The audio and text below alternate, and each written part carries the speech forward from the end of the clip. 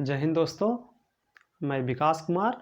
आप सभी का स्वागत है आपके अपने परिवार द इंडिया जीएस में। तो हम लोग स्टार्ट किए थे बायोलॉजी। तो बायोलॉजी में हम लोग सबसे पहले वनस्पति जगत यानी बोटनी को स्टार्ट किए थे। तो बोटनी में हम लोग वनस्पति जगत एवं उसके वर्गीकरण, उसके एक थैलोफाइटा संघ के बारे में जाने थे। उसके अंतर्गत शैवाल के बारे में भी अध्ययन हम लोग कर चुके थे। आज थैलोफाइटा संघ के अंतर्गत ही हम लोग कवक का अध्ययन करेंगे। कवक, जिसे हम इंग्लिश में फंगी या फंगस कहते हैं और आम बोलचाल की भाषा में फफूंद कहते हैं। आप लोग शायद फफूंद को देखा होगा।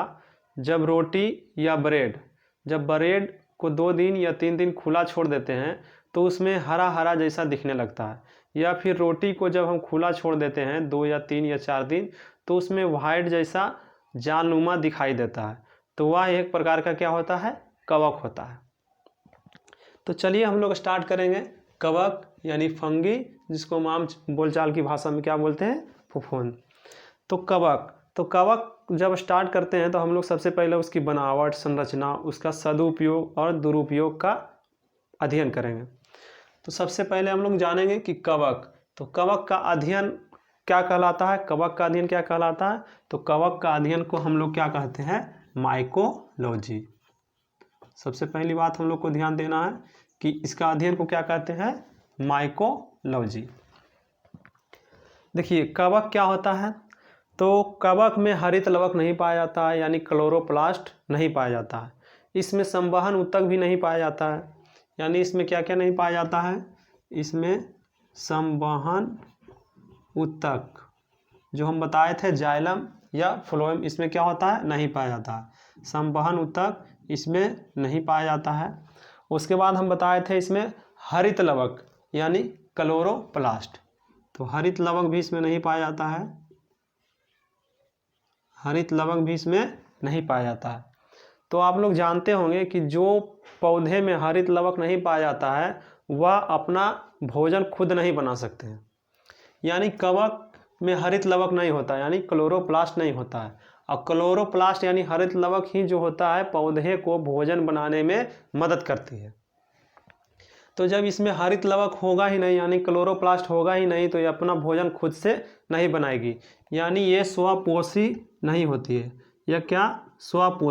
स्वपोषी जो अपना भोजन खुद बना ले, या स्वपोषी नहीं होते हैं। तो ये होंगे कैसा? ये विविध पोषी होंगे। क्या होंगे? विविध पोषी।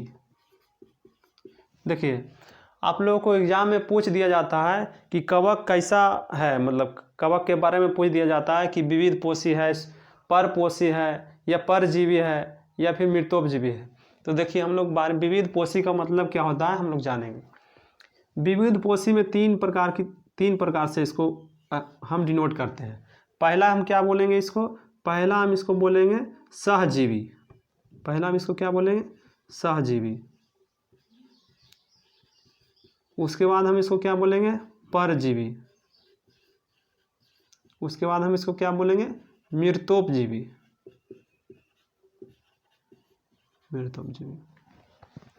अब आपसे क्वेश्चन आ जाता है कि कवक में किस प्रकार से भोजन या किस प्रकार से भोजन ग्रहण करने की क्षमता होती है। तो उसमें क्वेश्चन में आपको विविध पोषी, या आंसर में उसका 4 ऑप्शन में एक विविध पोषी भी रह सकता है, या सहजीवी भी रह सकता है, या परजीवी भी रह सकता है, या मृतोपजीवी भी रह सकता है। तो आप लोग बार बार कंफ्यूज होते थे कि सहजीवी क्या होता है, परजीवी क्या होता है, मृतोपजीवी क्या होता है। कभी कभी याद करते थे कि परजीवी होता है तो सहजीवी कैसे होता है, या सहजीवी होता है तो मृतोपजीवी कैसे होता है, या फिर विविध पोषी कैसे होता है। तो जब इसमें हरित लवक नहीं पाया जाता है तो यह स्वपोषी नहीं होता है। तो क्या होता है ये? विविध पोषी। विविध पोषी कहने का मतलब बहुत सा प्रकार से यह भोजन ग्रहण करता है। पहला तो सहजीवी। तो सहजीवी में क्या होता है? कोई भी फफूंद दूसरे पौधे में साथ में होते हैं। कवक और कोई और पौधा साथ में होते हैं, और इसमें जो दोनों का फायदा होता है, यानी कवक और पौधा।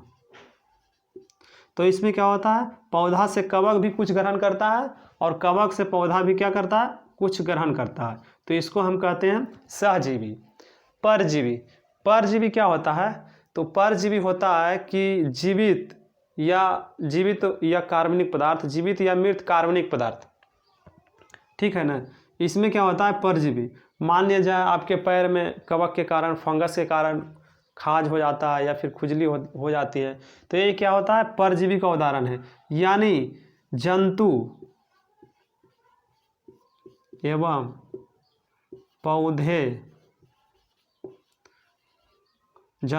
पौधे का जीवित कोशिका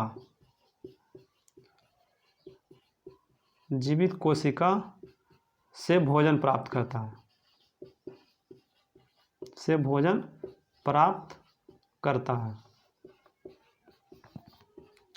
तो देखिए परजीवी में क्या होता है? जंतु हो या पेड़ पौधे हो, इसका जो जीवित कोशिका होता है, इससे ये क्या करता है? अपना भोजन प्राप्त करता है।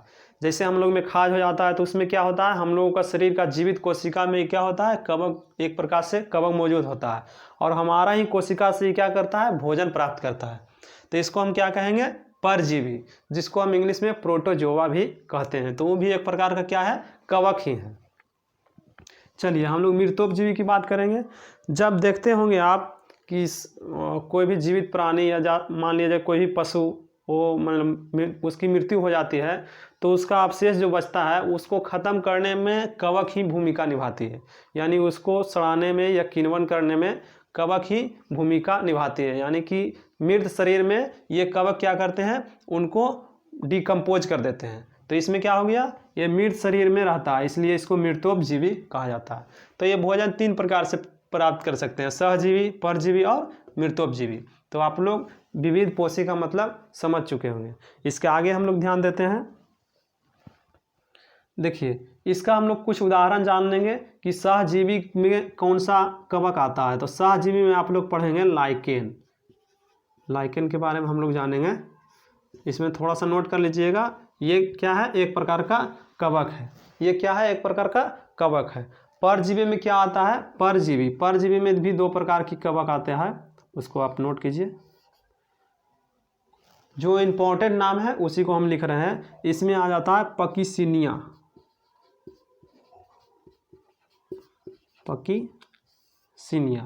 ठीक है, पकिसिनिया आता है। उसके बाद इसमें आ जाता है अस्टिलागो।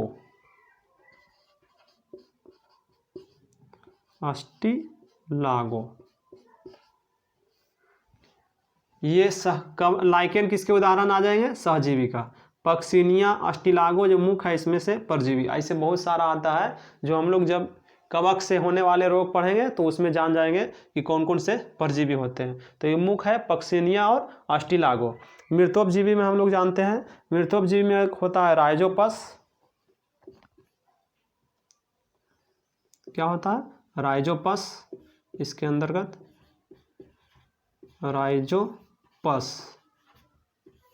राइजोपस आ जाएगा। इसके अंदर आ जाता है पेनिसिलियम। क्या जाता है? पेनिसिलियम। और इसके अंदर आ जाता है एक मोरचेला। क्या आता है? मोरचेला। ये कवक का नाम हो गया राइजोपस, पेनिसिलियम और मोरचेला। तो देखिए विविध पोषी के अंतर्गत हम पढ़े सहजीवी होता है, परजीवी होता है, मृतोपजीवी होता है। सहजीवी में दोनों को फायदा होता है, कवक और पौधा दोनों को। परजीवी में क्या होता है? जंतु और पौधे की जीवित कोशिका से भोजन प्राप्त करता है, जिससे हम लोगों को हानि पहुंचाती है। उसके बाद मृतोपजीवी में क्या होता है? मृतोपजीवी में डिकम्पोज करते हैं, या तो मृत शरीर हो या तो मृत पौधे के अवशेष हो, इसको क्या करते हैं? डिकम्पोज करते हैं। सहजीवी के उदाहरण लाइकेन है। उसके बाद परजीवी के उदाहरण पक्सिनिया और अस्टिलागो है, और मृतोपजीवी के उदाहरण राइजोपस, पेनिसिलियम और मोरचेला है। तो इसके बारे में जाने, उसके बाद हम और आगे बढ़ते हैं। देखिए ये जो कवक होता है, कवक में भोजन किस प्रकार से रहता है, तो इसके बारे में हम पढ़ेंगे कि इसमें जो होता है भोजन किस प्रकार से रहता है। तो भोजन जो इसमें व्यवस्थित रहता है या अवस्थित रहता है, तो ये भोजन ग्लाइकोजेन के रूप में रहता है। ग्लाइकोजेन, ये बहुत ही इंपॉर्टेंट क्वेश्चन है कि कवक में भोजन किस प्रकार से रहता है, तो ग्लाइकोजेन के रूप में रहता है। उसके बाद हम ध्यान देंगे उसके बाद हम लोग ध्यान देंगे कि इसका जो शरीर बनी होती है किसका बना होता है, यानी शरीर या कोशिका भित्ति जो भी कह सकते हैं। तो इसका शरीर या कोशिका भित्ति काइटिन की बनी होती है। किसकी बनी होती है? काइटिन की बनी होती है। इसका जो कोशिका भित्ति होती है क्या चीज़ से बनी होती है? काइटिन। कवक, कवक में क्या होता है? कवक में जो भोजन ग्रहण करता है वो ग्लाइकोजन के रूप में रहता है और कोशिका, इसका कोशिका भित्ति क्या रहता है? काइटिन का बना रहता है। तो चलिए हम लोग जानेंगे कि इसका निवास स्थान कहाँ कहाँ ये पाया जाता है। तो इसका निवास स्थान के बारे में हम लोग जानेंगे। इसको आप लोग बढ़िया से नोट्स बनाइएगा। निवास स्थान, तो इसका निवास स्थान कहाँ हो सकता है? संसार के उस भाग में जहाँ जीवित या मृत कार्बनिक पदार्थ पाए जाते हैं। तो इसका निवास स्थान कहाँ होता है? संसार के जितने भी, संसार के जीवित या मृत कार्बनिक पदार्थ, कार्बनिक पदार्थ। मनुष्य का शरीर भी एक प्रकार का कार्बनिक पदार्थ ही है। पेड़ पौधा में भी कार्बन पाया जाता है, यानी कार्बनिक पदार्थ है। तो जिसमें कार्बनिक का मात्रा होता है उसे क्या बोलते हैं? कार्बनिक पदार्थ बोलते हैं। क्या बोलते हैं? कार्बनिक पदार्थ, कार्बनिक पदार्थ। तो संसार के जीवित या मृत कार्बनिक पदार्थ में क्या होता है? इसका निवास स्थान होता है। तो निवास स्थान कहाँ होता है? संसार के जीवित या मृत कार्बनिक पदार्थ, यानी कि जीवित शरीर या मृत शरीर या जीवित पेड़ पौधे का अवशेष या फिर मृत पेड़ पौधे का अवशेष या फिर जितना भी कार्बनिक पदार्थ आ जाते हैं उसमें क्या होता है? इसका निवास स्थान होता है। तो हम लोग जानेंगे कुछ कि गोबर पर उगने वाले, गोबर जिसे डंग कहते हैं इंग्लिश में, गोबर पर उगने वाले कौन सा कवक होता है, नाखून पर उगने वाले कौन सा कवक होता है। तो ये इम्पोर्टेंट हो जाता है एग्जाम की दृष्टि से। तो देखिए इसको हम जानेंगे कि गोबर पर उगने वाले कवक। तो गोबर पर उगने वाले कवक को क्या बोलते हैं? क्रोपोफिलस। क्या बोलते हैं? क्रोपोफिलस, क्रोपोफिलस। उसके बाद हम लोग को नाखून में भी कवक पाए जाते हैं और बालों में भी कवक पाए जाते हैं। तो जो नाखून में रहता है वही कवक बालों में भी पाया जाता है, जिसके कारण व्यक्ति का ये अपना गंजापन हो जाता है। तो चलिए, नाखून या बालों में रहने वाले क्या हो जाता है? नाखून या बालों में पाए जाने वालों को क्या बोलते हैं? कीरेटिनोफिलिक, कीरेटिनोफिलिक। क्या बोलते हैं? कीरेटिनोफिलिक। इतना नोट डाउन कीजिएगा। उसके बाद हम लोग आगे बढ़ते हैं। थोड़ा सा हम इसको दोहरा देते हैं कि कवक, कवक को इंग्लिश में हम लोग बोलते हैं फंगी यानी फफूंद, जिसका अध्ययन को हम लोग क्या बोलते हैं? माइकोलॉजी। क्या होता है? इसमें संवहन उत्तक यानी जैसे में जाइलम फ्लोएम नहीं पाया जाता है। इसमें हरित लवक भी नहीं पाया जाता है। जब हरित लवक नहीं पाया जाता है तो इसमें क्या होता है? स्वपोषीय नहीं होते हैं। जो जिस पौधे में हरित लवक पाया जाएगा वो क्या होते हैं? स्वपोषी होते हैं। तो जब इसमें स्वपोषी नहीं होता है तो ये विविध पोषी होते हैं। विविध पोषी माने विविध प्रकार के पोषण करते हैं। पहला हो जाएगा सहजीवी, दूसरा परजीवी और मृतोपजीवी। तो सहजीवी के उदाहरण हम लोग बताएं, लाइकेन, इसमें दोनों को फायदा होता है, कवक और पौधा दोनों को। परजीवी के अंतर्गत हम लोग पढ़ें पक्सिनिया और अस्टिलागो। इसमें क्या होता है? जंतु और पौधे के जीवित कोशिका से भोजन प्राप्त किया जाता है, जिसके कारण क्या होता है? हम लोगों को हानि पहुंचती है। मृतोपजीवी में क्या होता है? राइजोपस, पेनिसिलियम और मोर्चेला इसका उदाहरण है। इसमें क्या होता है? मृत शरीर या फिर पौधे का जो अवशेष होता है इसको ये डिकम्पोज करने का काम करते हैं। उसके बाद हम लोग कवक के बारे में जाने कि कवक जो होता है भोजन ग्लाइकोजन के रूप में ग्रहण करता है। इसका कोशिका भित्ति जो वो होती है वो काइटिन की बनी होती है। इसका निवास स्थान संसार के जीवित या मृत कार्बनिक पदार्थ, जितना में भी कार्बन पाया जाता है वो उसमें क्या पाया जाता है? कवक पाया जा सकता है। और कुछ हम इम्पोर्टेंट जानेंगे, जैसे गोबर में पाया जाने वाला कवक कौन सा होता है? क्रोपोफिलस। ये सब एग्जाम की दृष्टि से बहुत ही इम्पोर्टेंट है।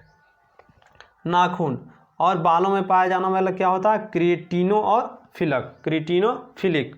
ये एक ही है, क्रिएटिनोफिलिक। तो हम इसको मिटाते हैं और आगे इसका उपयोग के बारे में पढ़ेंगे।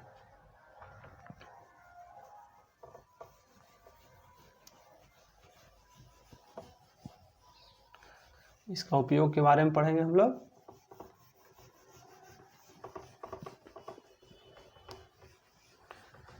ध्यान से समझिएगा, बायोलॉजी को बहुत डिटेल से पढ़ा जाता है।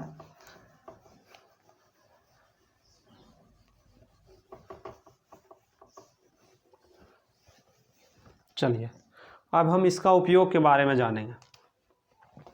इसका उपयोग,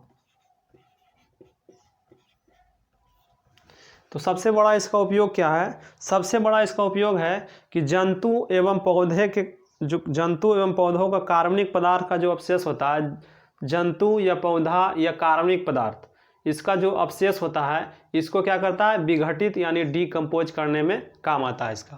तो सबसे बड़ा उपयोग इसका क्या है? तो पौधे या जंतु शरीर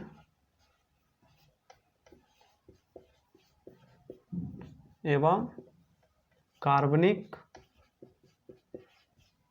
अवशेष, अवशेष मतलब जो मृत या फिर शेष बच जाए उसे ही अवशेष कहते हैं। पौधे या जंतु शरीर में मानव भी आ जाता है, जंतु भी आ जाते हैं, जंतु का मतलब जानवर भी आ जाते हैं। तो इसको क्या करता है? ये विघटित करने का काम करता है। क्या करता है ये? विघटित यानी डीकम्पोज करने में काम आता है। तो सबसे पहला उपयोग क्या हो गया कि ये पौधे या जंतु क्या होता है? जंतु शरीर या कोई भी जानवर कहीं उसकी मृत्यु हो जाती है तो क्या होता है? गंध देने लगता है। तो जिसको डीकम्पोज, अगर वो डीकम्पोज नहीं होता है तो बहुत सारा प्रदूषण फैलाया जा सकता है। तो क्या होगा? ये जो कवक है ये उपयोगी चीज़ है, क्योंकि पौधे या जंतु के शरीर को क्या करते हैं? डीकम्पोज या विघटित कर देते हैं। उसके बाद हम लोग दूसरा उपयोग क्या पढ़ेंगे? हम लोग इसका दूसरा उपयोग पढ़ने वाले हैं। इसका सब्जी के रूप में उपयोग करते हैं। सब्जी के रूप में उपयोग करते हैं। तो सब्जी का उपयोग में हम किसका प्रयोग करेंगे? तो देखिए, सबसे पहले हम लोग इसमें आ जाता है मशरूम। तो मशरूम भी एक प्रकार का कवक है जिसमें बहुत सारा प्रोटीन पाया जाता है। तो एक सब्जी के रूप में हम इसका प्रयोग करते हैं। तो क्या हो गया? पहला हो गया मशरूम। इसी प्रकार एक और हो गया एगिरिकस, और एक हो जाता है हम अपना मोरचेला। इसमें भी आ जाता है मोरचेला। इसको क्या करते हैं? हम सब्जी के रूप में हम मशरूम, एगिरिकस और मोरचेला का उपयोग करते हैं। क्या करते हैं? सब्जी में मशरूम और मोरचेला और एगिरस का हम उपयोग करते हैं। तो मशरूम जो होता है इसमें प्रोटीन अधिकतम मात्रा में पाया जाता है। तो पहला हम लोग डीकम्पोज पढ़े, दूसरा हम लोग सब्जी के उपयोग पढ़ेंगे। फिर हम लोग उद्योग के बारे में पढ़ेंगे कि उद्योग में भी कवक का प्रयोग किया जाता है। तो उद्योग में हम लोग पढ़ेंगे, सबसे पहले उद्योग में हम लोग पढ़ लेंगे पनीर उद्योग। जो हम लोग पनीर खाते हैं तो पनीर उद्योग होता है जहाँ तैयार किया जाता है। तो पनीर उद्योग में क्या होगा?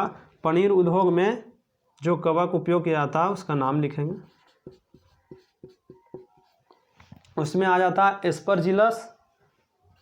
क्या आ जाएगा? एस्परजिलस। इस सब नाम को थोड़ा सा याद रखिएगा जो कि एग्जाम की दृष्टि से बहुत ही महत्वपूर्ण है। इसमें आ जाएगा पेनिसिलियम।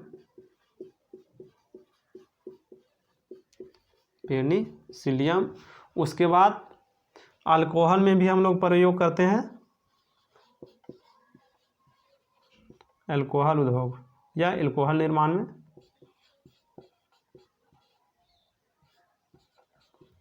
देखिए, तो ये अल्कोहल का निर्माण तो सबसे पहले किण्वन विधि से होता है। तो किण्वन हम किसको कह सकते हैं? किण्वन यानी कि सड़ाना, कोई पदार्थ को सड़ाना ही हम उसको किण्वन कह सकते हैं। तो किण्वन का मतलब ही हुआ सड़ना। तो कोई चीज़ भी सड़ा कर हम उसको कुछ बनाते हैं उपयोगी सामान, तो उसी को हम क्या बोलते हैं? किण्वन। तो जो अल्कोहल का निर्माण होता है वो किस विधि द्वारा होता है? तो किण्वन विधि के द्वारा होता है। किस विधि द्वारा होता है? किण्वन। ये बहुत सारा एग्जाम में आ चुका है कि अल्कोहल का निर्माण किस विधि द्वारा होता है? किण्वन। तो ये जब किण्वन होते हैं यानी सड़ते हैं तो इसमें कौन इसको मदद करता है? तो इसमें क्या होता है? इसमें ईस्ट नामक कवक, ईस्ट क्या होता है? ईस्ट नामक कवक जो होता है इसको किण्वन करने में मदद करता है। जब एल्कोहल को किण्वन के विधि द्वारा एल्कोहल बनाया जाता है तो इसमें इथाइल एल्कोहल बनते हैं और कार्बन डाइऑक्साइड बनते हैं। इससे क्या होता है, इससे दो चीज़ बनते हैं, एक इथाइल एल्कोहल जो मनुष्य पीते हैं, इथाइल एल्कोहल और CO2। इससे क्या निर्माण होता है, यानी इससे क्या बनता है, इथाइल एल्कोहल और CO2। जब यही CO2 का ठोस रूप, इसी CO2 का ठोस रूप को हम लोग क्या कहते हैं, शुष्क बर्फ, इसी को हम लोग क्या कहते हैं, शुष्क बर्फ। और शुष्क बर्फ के नाम से इसे क्या करता है, इसे क्या किया जाता है, बाजार में इसे बेचा जाता है या मार्केट में बेचा जाता है। तो जब एल्कोहल निर्माण में क्या होता है, ईस्ट नामक कवक का मतलब उपयोग किया जाता है, जो कि किण्वन विधि द्वारा इथाइल एल्कोहल और CO2 का निर्माण होता है। और यही CO2 का ठोस रूप को क्या बोलते हैं, शुष्क बर्फ। इसी CO2 का ठोस रूप को क्या बोलते हैं, शुष्क बर्फ बोलते हैं। उसके बाद हम लोग और जानेंगे बेकरी उद्योग। क्या जानेंगे, बेकरी उद्योग। तो बेकरी का मतलब आप लोग समझे, जो आप लोग पाव रोटी या डबल रोटी खाते हैं या ब्रेड जिसे आप लोग कहते हैं, तो जब उसको आप खाते हैं तो वो बनता किस प्रकार से है। तो बेकरी उद्योग में क्या होता है, किस प्रकार का कवक का उपयोग किया जाता है, तो इसमें भी ईस्ट का प्रयोग किया जाता है। इसमें भी क्या किया जाता है, ईस्ट का प्रयोग किया जाता है। ईस्ट क्या होता है, ईस्ट अभी बताया कि इससे कार्बन डाइऑक्साइड निकलता है। ईस्ट क्या होता है, डबल रोटी के अंतर्गत कार्बन डाइऑक्साइड विमुक्त करता है, जिससे क्या होता है, उसमें छिद्र या स्पंज नुमा होती है। इसी कारण हम लोग बेकरी उद्योग में क्या करते हैं, ईस्ट का प्रयोग करते हैं। ईस्ट के साथ साथ हम लोग ईस्ट के अंतर्गत और आ जाता है इसमें सैक्रोमाइसीज, क्वेश्चन में आया हुआ है सब। सैक्रोमाइसीज क्या होता है, सैक्रोमाइसीज। और एक और हो जाता है इसमें सेरेबिस। क्या होता है, सेरेबिस। ये सब क्या है, कवक है। तो हम लोग जाने इसका उपयोग में पहला पौधों या जंतु का शरीर को विघटित कर देता है। उसके बाद इसको हम सब्जी के रूप में प्रयोग करते हैं, मशरूम, एगेरिकस और मोर्चेला। मशरूम में क्या पाया जाता है, प्रोटीन पाया जाता है। उसके बाद हम लोग पनीर उद्योग में पढ़े कि इसमें एस्परजिलस पेनिसिलियम, क्या, पेनिसिलियम नामक कवक का उपयोग करते हैं। एल्कोहल निर्माण में हम लोग क्या करते हैं, ईस्ट का प्रयोग करते हैं। और बेकरी उद्योग में हम लोग क्या करते हैं, ईस्ट के अंतर्गत सैक्रोमाइसीज और सेरेबिस का उपयोग करते हैं। हम लोग अम्ल के बारे में आप लोग पढ़ेंगे केमिस्ट्री में। तो अम्लों के निर्माण में भी क्या होता है, अम्लों के भी निर्माण में क्या होता है, कवक का उपयोग किया जाता है। तो हम इसको मिटाते हैं।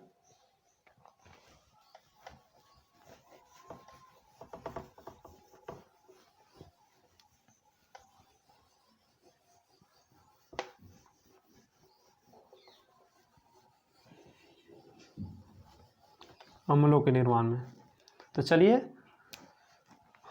अम्ल का निर्माण में, तो इसमें कौन सा अम्ल बनती है, इसमें बनती है साइट्रिक अम्ल। कौन सा अम्ल बनती है इसमें, साइट्रिक अम्ल। तो कौन सा कवक से बनता है ये, म्यूकर और साइट्रोमाइबीज। म्यूकर, इसमें कौन सा कवक का उपयोग होता है, म्यूकर और क्या होता है, साइट्रोमाइबीज। साइट्रोमाइबीज। तो ये अम्ल का निर्माण में कौन कौन सा कवक का उपयोग होता है, म्यूकर और साइट्रोमाइबीज। उसके बाद हम लोग विटामिन के बारे में आप लोग जानते हैं। विटामिन का संश्लेषण में भी कुछ कवक का उपयोग किया जाता है, तो अभी हम लोग ध्यान देंगे। विटामिन का संश्लेषण, विटामिन का संश्लेषण। तो विटामिन का संश्लेषण में हम लोग जानेंगे कि विटामिन B12, विटामिन D और विटामिन B2, इसका निष्कर्षण में क्या किया जाता है, इसका संश्लेषण में क्या किया जाता है, कवक का उपयोग किया जाता है। तो स्ट्रेप्टोमाइसिन क्या होता है? स्ट्रेप्टोमाइसिस ग्रीसिकस, स्ट्रेप्टोमाइसिस, स्ट्रेप्टोमाइसिस, ठीक है। उसके बाद विटामिन 12 में हो गया स्ट्रेप्टोमाइसिन। उसके बाद हम लोग पढ़ेंगे विटामिन डी। विटामिन डी का जो संश्लेषण किया जाता है ईस्ट से ही किया जाता है। ईस्ट जो हो गया हम लोगों को उपयोगी कवक हो गया। कभी कभी क्वेश्चन में आ जाता है कि ईस्ट क्या है? ईस्ट क्या है? प्रोटीन है, कवक है, जीवाणु है, वायरस है, जो भी आ जाता है तो इसको हम क्या बोलेंगे? ईस्ट को क्या बोलेंगे? कवक बोलेंगे। उसके बाद क्या हो जाएगा? अस्बिया गोसिपी, ओसीबिया गोसिपी।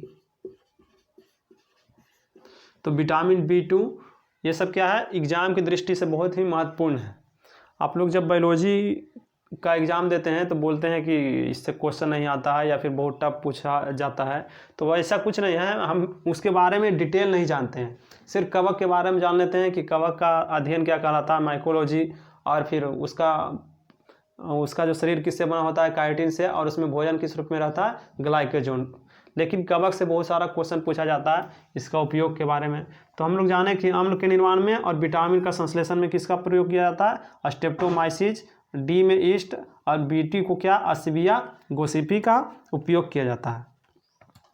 लेकिन और एक महत्वपूर्ण बात है कवक के बारे में, कवक से ही हम लोग को क्या होता है? सबसे पहला एंटीबायोटिक बना था। एंटीबायोटिक जो हम लोग दवा खाते हैं या दवा लेते हैं शरीर में, तो पहला एंटीबायोटिक जो था वो किससे बना था? पहला एंटीबायोटिक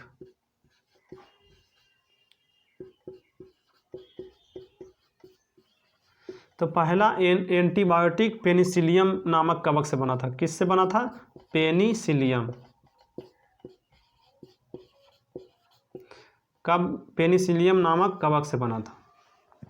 तो इसका खोज 1927 ईस्वी में अलेक्जेंडर फ्लेमिंग ने किया था। Alexander Fleming. एसएससी में क्वेश्चन पूछा गया है कि पेनिसिलियम का खोज किसने किया? तो अलेक्जेंडर फ्लेमिंग ने किया। तो ये पेनिसिलियम क्या है? एक प्रकार का एंटीबायोटिक है और पहला एंटीबायोटिक है। कौन है? पहला एंटीबायोटिक पेनिसिलियम ही है। तो पहला एंटीबायोटिक का खोज किसने किया था? Alexander Fleming. जो किससे बनता है? कवक से बनता है। किससे बनता है? कवक से। तो इसी प्रकार हम लोग कुछ इंपॉर्टेंट एंटीबायोटिक का नोट कर लेंगे।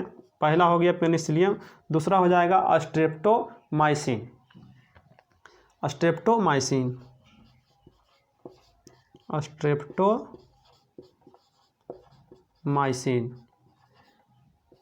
क्या हो जाएगा? स्ट्रेप्टोमाइसिन। उसके बाद है नियोमाइसिन।